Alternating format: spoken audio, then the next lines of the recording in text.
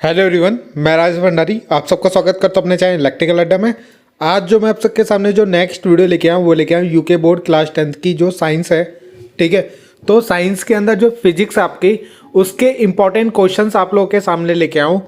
इसके अंदर मतलब इंपॉर्टेंट क्वेश्चन मतलब इसके अंदर मेनली हम देखेंगे न्यूमेरिकल्स कि जो आपकी फिजिक्स है उसके अंदर कौन कौन से न्यूमेरिकल्स जो हैं एग्जाम में आते हैं। ठीक है, कौन कौन से न्यूमेरिकल्स जो हैं बहुत ही ज़्यादा इंपॉर्टेंट जो एग्जाम में आपके 100% आप लोगों के आने ही आने हैं। ठीक है, अगर ये क्वेश्चन आप लोग छोड़ दोगे तो ये लगा लेना आपकी परसेंटेज फिर कितनी डाउन हो जाएगी। क्यों? क्योंकि न्यूमेरिकल्स ऐसे होते हैं क्योंकि अगर आपने उससे सही कर लिया तो आपको फुल नंबर मिलते हैं।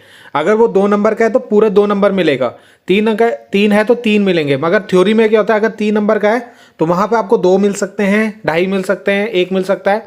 मगर अगर आपका न्यूमेरिकल सही है बिल्कुल तो वहां पे आपको फुल नंबर मिलते हैं। तो इस वीडियो में मैं आपको न्यूमेरिकल बताऊंगा कौन कौन से न्यूमेरिकल आपको पढ़ने हैं। ठीक है, किस किस न्यूमेरिकल की आपको ज़्यादा प्रैक्टिस करनी है वो आप लोगों को यहाँ पे आप लोगों को मैं बताता हूँ कि कैसे कैसे न्यूमेरिकल आपके पूछे जाते हैं।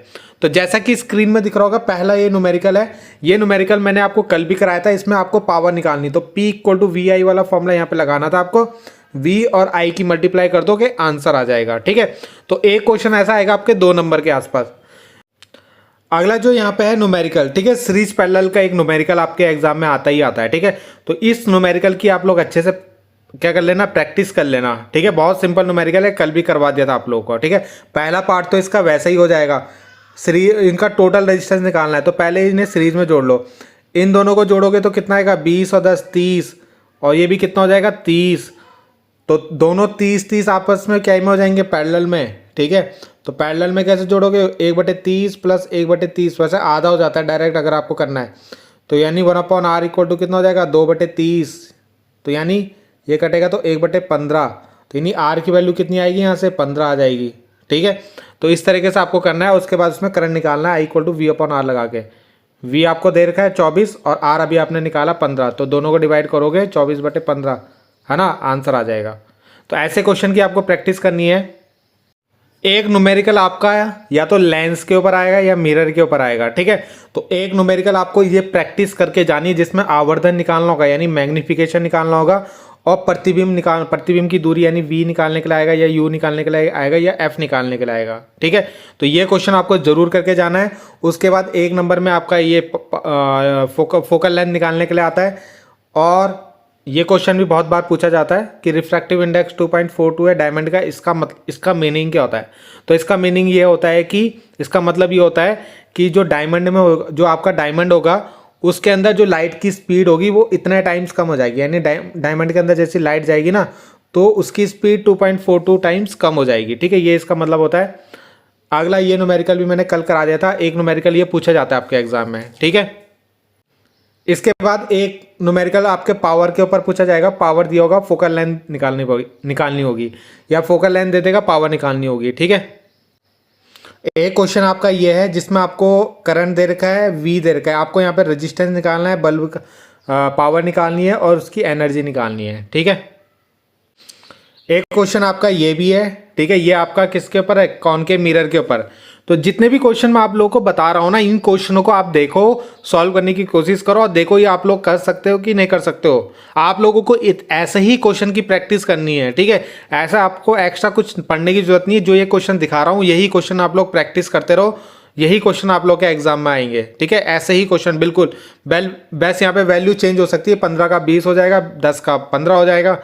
ठीक है, मगर क्वेश्चन ये आप लोग के यही पूछे जाएंगे।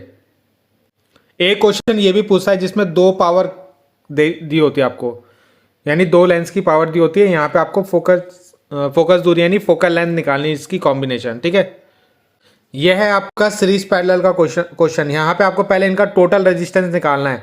तो पहले इन दोनों को जोड़ दोगे, 6 4 10 और एक नीचे है 15, तो फिर इनको पैरेलल में जोड़ देना। ठीक है, समांतर क्रम में जोड़ देना और फिर इसमें टोटल करंट निकाल लोगे, I = V/R से। तो V आपको दे रखा है, R आप यहाँ से निकाल लोगे जोड़ के जो आएगा। ठीक है, अगला एक क्वेश्चन ये है, यहाँ पे आपको R दे रखा है, I दे रखा है, T दे रखा है। आपको यहाँ पे क्या निकालना है, यहाँ पे हीट निकालना है। H = क्या होता है, I² R × T वाले फॉर्मूले से ही हो जाएगा आराम से। ठीक है, I आपको दे रखा है, R आपको दे रखा है और T आपको दे रखा है। बस यहाँ पे वैल्यू पुट करो, आंसर निकालो। सिंपल क्वेश्चन है। एक क्वेश्चन ये है सीरीज पैरेलल का, ये यहाँ पे रेजिस्टेंस 5 दे रखा है आपको, और ये आपका 15 है, और ये आपका 30 है, ठीक है। और यहाँ पे वोल्टेज भी आपको 30 दे रखा है। बस यहाँ पे आपको टोटल रेजिस्टेंस निकालना है और टोटल करंट। देखो यही क्वेश्चन हर साल पूछे जा रहे हैं, तो आप लोग एक्स्ट्रा यही चीज़ें, इन चीज़ों की पहले आप प्रैक्टिस करो। जब आप लोगों को ये आ जाए तब आप लोग एक्स्ट्रा जो है क्वेश्चन वो उनको करने की कोशिश करो, ठीक है। ये वाला न्यूमेरिकल है ना, अभी बोला था आपका लेंस में आएगा या मिरर के ऊपर आएगा, ठीक है।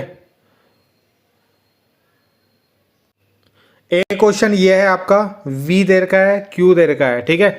तो यहाँ से आपको क्या निकालना है, वर्क निकालना है। तो V इक्वल टू क्या होता है, W/Q होता है ना फॉर्मूला। तो यहाँ से आप W निकाल लेना, V और Q की मल्टीप्लाई हो जाएगी, इन दोनों की मल्टीप्लाई कर देना, बस आंसर आ जाएगा, ठीक है 24। एक क्वेश्चन आप लोग ये जरूर कर लेना, अभी मैं इसका आंसर आगे दिखा दूंगा आपको। अगला ये क्वेश्चन बहुत ज़्यादा इंपॉर्टेंट है ना। दो बल्ब हैं, एक A और B। एक बल्ब की पावर दे रखी है 60 और उसकी वोल्टेज दे रखी है 240। तो बोला है, और एक बल्ब है वो दे रखा है 100 वाट और V दे रखा है 240 वाट, 240 वोल्ट, ठीक है। आप बोला है इनमें से किसका रेजिस्टेंस ज़्यादा होगा, तो दोनों का रेजिस्टेंस कैसे निकालोगे। R इक्वल टू होता है, R इक्वल टू एक फॉर्मूला पढ़ा होगा आपने, क्या सॉरी एक मिनट है, P इक्वल टू होता है V²/R, ठीक है। तो यहाँ से आप R निकाल लोगे, R बराबर क्या हो जाएगा, V²/P। तो इस फॉर्मूले को लगा के आप देख लेना किसका रेजिस्टेंस ज़्यादा आता है। यहाँ पे P की जगह 100 रखोगे और V की जगह ऊपर 240 पहले निकल जाएगा। ऐसे दूसरे क्वेश्चन में P की जगह 60 रखना और V की जगह 240 देखना किसका रेजिस्टेंस आपका ज़्यादा आता है, ठीक है। इसको सॉल्व कर लेना, ठीक। और एक न्यूमेरिकल ये है सीरीज पैरेलल का, इसकी भी आप प्रैक्टिस कर लेना, ठीक है। जैसे बताया था वैसे ही करना है इसको। यहाँ पे पहले तीनों पैरेलल में जोड़ेंगे, जो आंसर आएगा उसको इसके साथ सीरीज में प्लस कर देना, ठीक है। एक न्यूमेरिकल ये है, इस न्यूमेरिकल की भी आप अच्छे से प्रैक्टिस कर लेना, कॉन्वेक्स लेंस के ऊपर है ये, ठीक है।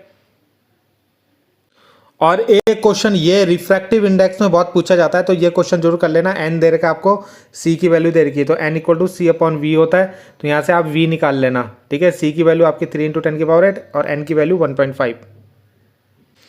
और ये क्वेश्चन देखो दोबारा आ रखा है, दो बल्ब दे रखे हैं जिनका इनमें से किसका रेजिस्टेंस ज़्यादा होता है, ठीक है।